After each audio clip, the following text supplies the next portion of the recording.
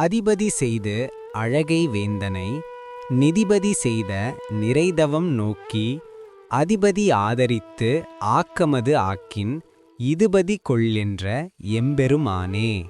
வரி 1. அதிபதி செய்து அழகை வேந்தனை.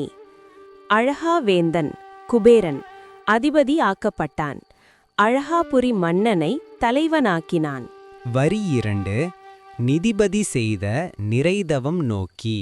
நிறைதவம் முழுமையான தவம் செய்ததைக் கண்டு நிதிபதி செல்வத்தின் அதிபதி ஆக்கினான். வரி 3. அதிபதி ஆதரித்து ஆக்கமது ஆக்கின். அவ்வாறே ஆதரித்து ஆக்கம் செழிப்பு தருவான்.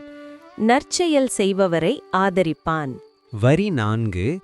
இதுபதி கொள் என்ற எம்பெருமானே.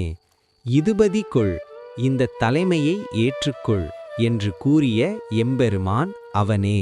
சுருக்கம். வள்ளல் தன்மை. குபேரன் தவம் செய்து செல்வத்தின் தலைவனானான்.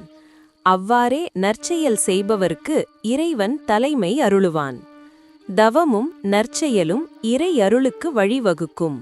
ஓம் நம சிவாய.